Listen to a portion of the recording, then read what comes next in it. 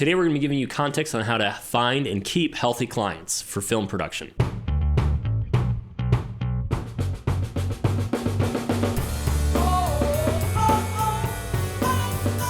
I'm Jason, I'm the assistant director. And I'm Weston, I'm a film director and owner of a film production company.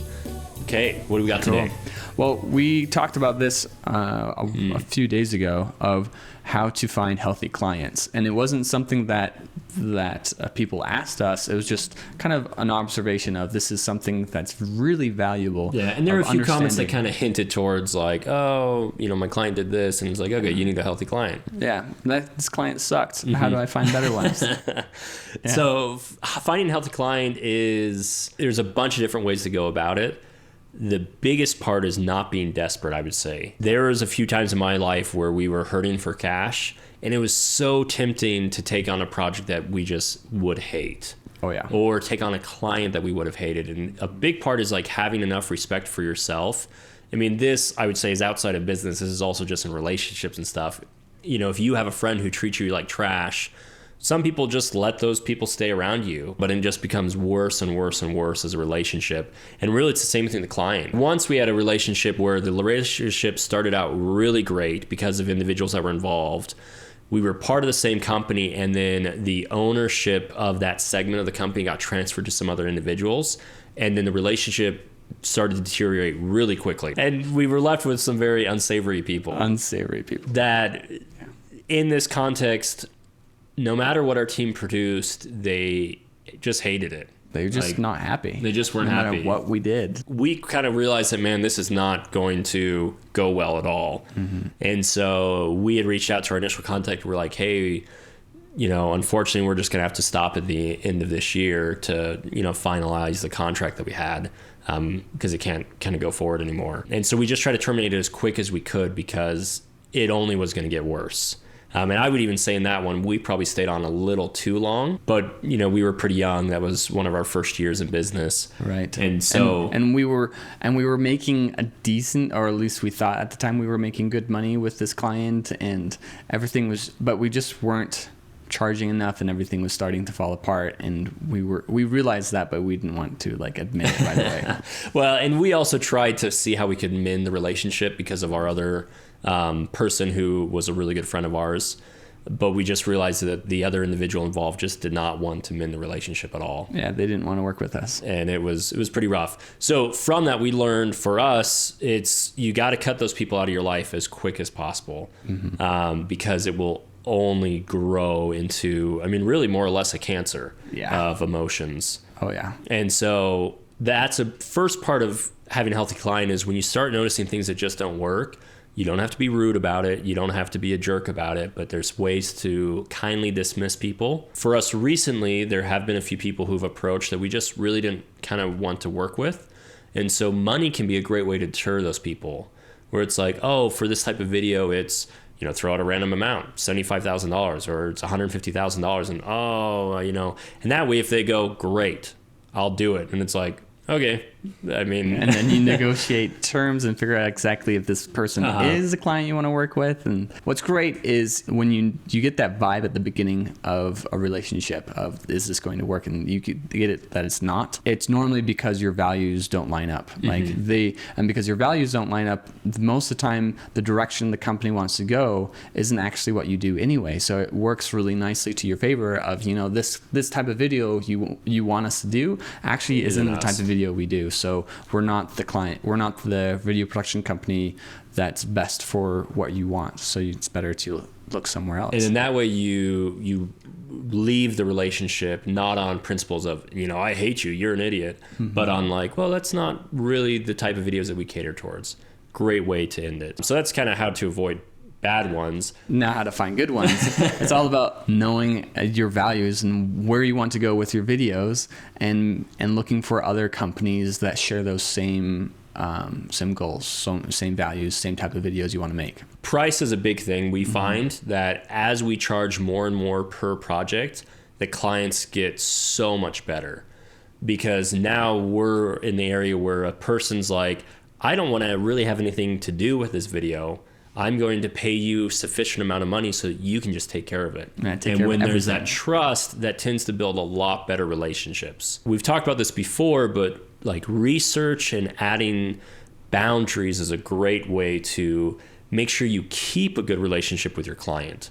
So the research part is, one, making sure that you know exactly what your client's looking for in this video. I think that's a big issue, is especially as creatives, a lot of times we approach stuff of like, the client's an idiot and we want to do what we want to do. And that's not the best way to approach them in a meeting. The best way to go about it is to have your numbers and your research backed up of saying, this is what you've given us of the type of audience you're looking to attract.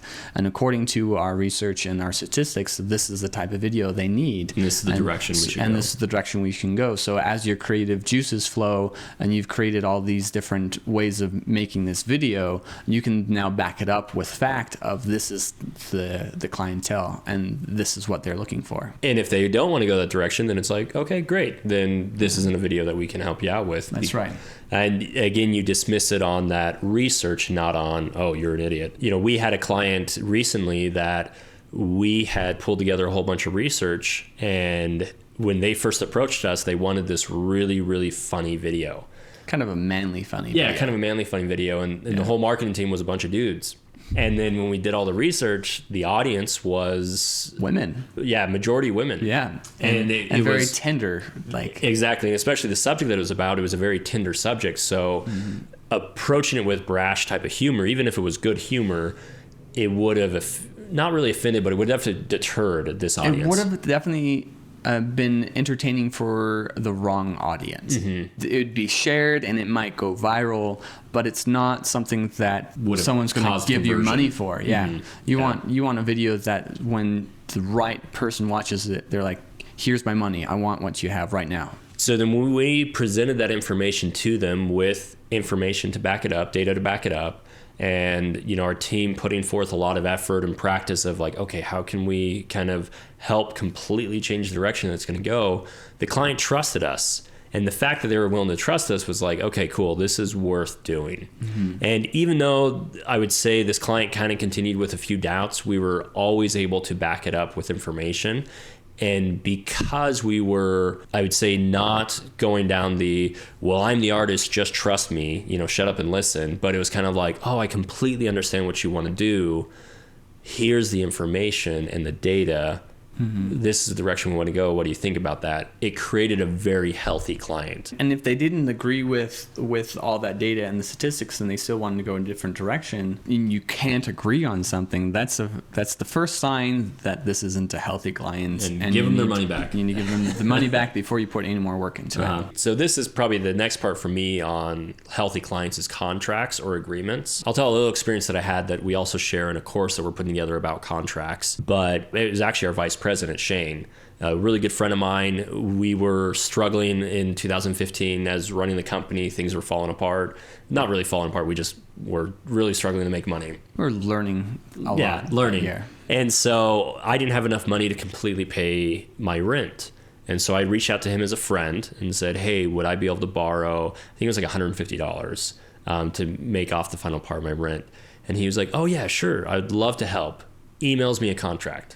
And I remember at first I almost felt offended. I was like, what? Like, we're friends. And then I realized that because we're friends, that's why he wanted to send this contract over, because he wanted to keep us friends.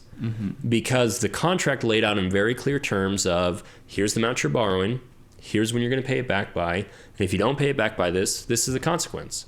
And it just was, I mean, it wasn't anything horrible. It just was like, you know, you'll pay clean 1% interest per month or something like that, which is, you know, completely reasonable. And what was so interesting was it just clearly outlined it so there was no emotion. That's the biggest thing. It took all emotion out of the situation and kept our friendship here and the money portion here and divided them. So from that, I learned the power of contracts and agreements. And so we developed a agreement for our clients that lays out all these things of, this is what it's going to cost, this is what's included in that cost, and this is what it costs if you want to add more things onto that. Also, when does the payments need to be due by? What happens if you decide to cancel? What happens if you don't pay us? All that stuff's kind of clearly outlined. And what's great about that is when we have had issues with the client, it's all written in the agreement and communication. Like all those expectations are written down, so both parties know exactly what to expect from each other. And when those expectations are then broken, you have that contract to then back it up and say, this is what happens, and we agree to this is what happens if this is broken. And you can do it in a very non-emotional way. Again, with that contract with our then vice president Shane, it took the emotion out of it. So we had a client where we were through the script, we were on version like 3 of the script, and that's what the agreement allowed for, 3 revisions within the script. And then they came after a big company meeting, they're like, hey guys, we had this really great meeting, we realized that we're going in the wrong direction and we're actually shifting the whole vision for the company. Can you write a new script based off of that? And so it was great to be able to reach out to them and be like, that is so great. I'd love to hear that you guys are continuing to think about your mission and your branding and trying. So we were able to compliment them. And I said, as per the agreement, 3 revisions are allowed for the script, and an additional script costs such and such. And I mean, I don't think they were like happy about it, but they also couldn't be upset about it because it was there in the agreement the whole entire time. And the price was clearly laid out for what it would cost for the next script. So, I think it took a little bit longer for them to get back to us than normal. But then they got back to us, they're like, oh yeah, sure.